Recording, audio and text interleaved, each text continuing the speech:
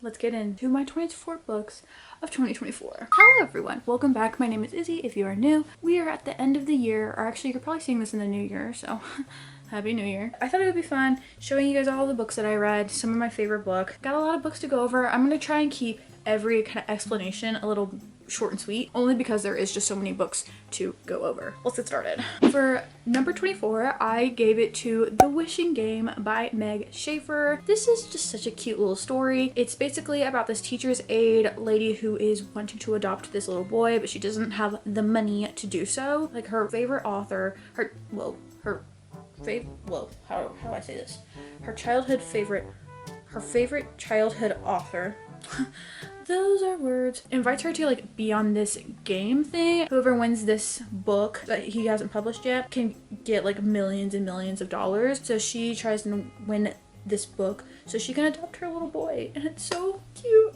It was just so sweet and so cute, and I really liked it. Number 23 goes to Last Night at the Telegraph Club by Malinda Lo. This is a YA historical fiction / romance. This is based in the 1950s. We're following our main girl. Communism is a huge thing, and a lot of prejudices against Chinese Americans are happening. She's facing the problem of her dad possibly getting deported while also trying to figure out her sexuality. And you get a lot of historical context with this book along with the romance. I feel like the romance is kind of on the back burner in this one, in my opinion, but if you love a historical fiction, I feel like you would really like this. But the romance is really sweet and it is really wholesome. If you're into this kind of stuff, you would really like this, because I really liked this. Maybe you wouldn't like it though, but I don't know. In spot 22, I'm giving it to The Rom-Commers by Katherine Center. This guy is a screenwriter. He writes a really rom-com, and this girl comes and helps him out with the rom-com, but the guy doesn't realize that she's gonna help him out, and the girl is like, oh crap, I'm trying to help you out and you don't realize that I'm trying to help you out.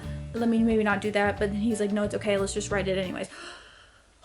To be honest, and I'm gonna be frank, the romance bit is not really my favorite in this book, like at all. I don't really like the guy, but I am obsessed with Katherine Center's writing in this book. I don't know what she did in this book. It felt like it was very addictive. I read it all in one day. I was just so obsessed from the get-go with what was happening. I feel like the plot is so interesting. Something about this book did give rom-com, and it's just so good. I'll give it to you, Miss Center. I'll give it to you. In spot 21, I'm giving it to Little Women by Louisa May Alcott. I read this for my classics video. It's basically about these sisters during the Civil War and post-Civil War, kind of like them growing up into their womanhood, being an adult and being a woman and all that kind of jazz. It's very character based around these four sisters and their family. This is so good. It does not read like a classic, I feel like, in the sense that it's just very easy to understand what's going on. Because I feel like you can gravitate to a certain character between any of them or even all of them, and you just really like appreciate them and love them. I forgot, I'm trying to make these short and sweet, and I haven't made any of them short nor sweet. Top 20. The 20th and spot 20. What am I trying to say? For number 20, I gave it to Destroy the Day by Bridget Kemmerer. This is the last book of the Defy the Night trilogy. I almost said Destroy the Night again.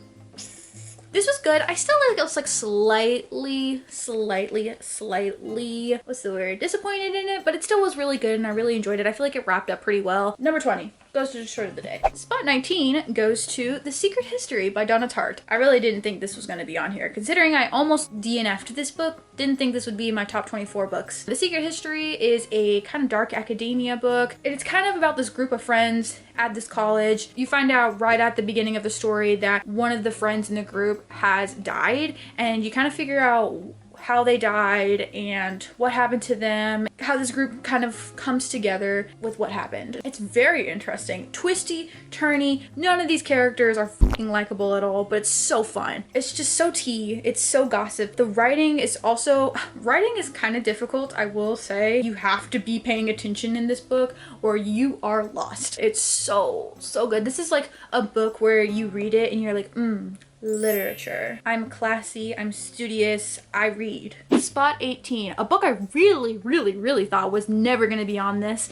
A Game of Thrones by George R.R. Martin. Crazy that the tides have turned. Especially in spot 18, like that's not bad. I really liked this book. It's kind of slow, but once you get into it, the meat of the story, Oh my god, it's so good. Like 50% and on through this book, it's just so good. There's so much shit happening. Who do you trust? Who do you not trust? Who is gonna align with who? And character arcs completely change at the end of this book. It's absolutely insane. I really liked this. Spot 18. In spot 17, I'm giving it to Daisy Hates The Great Undoing by Jessa Hastings. I can't tell you a whole lot about it because it's technically the second Daisy Hates books and the fourth book in the whole series. I can't say a lot, but like the relationships that happen in this book, the drama in this book, going from Magnolia Park's The Long Way Home to this book, The Great Undoing, crazy work. I got goosebumps actually just talking about it. Because now I'm remembering what happened because I read this at the very beginning of the year. Characters in that one, the plot was so good in this one. Oh, I ate everything up about it. Now that I'm thinking about it, this book could slightly be higher up on this list, but I'm gonna leave it as at number 17. Number 16 goes to Emily Wilde's Encyclopedia of Fairies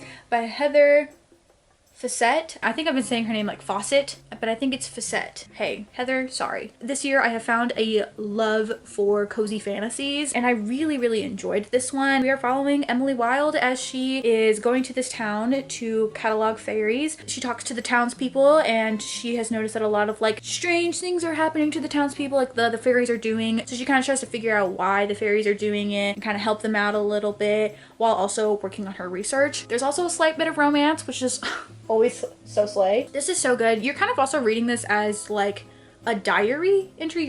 You're reading like her academic diary. Very good. And I don't really have much else to say except look at this cover. Look how cute it is. Number 15 goes to Una Out of Order by Margarita Monomore. Mrs. Margarita, you did it. You did it, girl. I loved this book. I have been meaning to get to this one for quite a bit. This is a literary book about our main character, Una. It's her 18th birthday on New Year's Eve, and she's turning 19. Party until the clock strikes midnight and she wakes up and she's in like her 51-year-old body. And she's like, something's not right. Something's not right. I should be 19 and instead I'm 51. Una kind of finds out that she can time travel to different ages every year. But it's so, so good. There's plot twists in this book, which I was not expecting at all. I loved going through Una's life, like at different stages of life. I like kind of like the messaging a little bit too. You live so many lives, basically. It surprised me. I didn't know that I would like it so much. In spot 14, I'm giving it to Caraval by Stephanie Garber. Honestly, mostly specifically just Caraval. Hold on, sorry. I like the rest of the series, but mostly I'm just talking about Caraval in itself. There's a carnival that happens every, I think once a year or once a decade. I don't know. Every once in a while, this carnival comes to town. Her sister goes missing and the game for that year is to find her sister. I love this plot. This plot is so good. Definitely magical. Honestly, you could just read this one and be done if you really wanted to. Spot 13 goes to The Assistant to the Villain series. The more I have sat and been in this world, the more I absolutely enjoy it. Just a fun, goofy, lighthearted time, and I'm obsessed with the romance too. Number 12 goes to Tomorrow, Tomorrow, and Tomorrow by Gabrielle Zevin. This is a literary fiction about these two main characters who are building this gaming empire, basically. You kind of follow them from when they are children to when they are adults. It is just, it's so good. There's things that happened in here that destroyed me and I cried. Don't look at me, okay? I don't want to talk about it. I really love her writing. I need to read more from her. The characters are so complex and they make so many mistakes that they feel so human too. And I loved the plot line of them like building this career. It was so interesting. In spot 11, I'm giving it to Heir of Fire and Queen of Shadows by Sarah J Maas. Yes, I'm putting them both together because these are the two books that I read from the Throne of Glass series. Actually, I think I read Crown of Midnight too.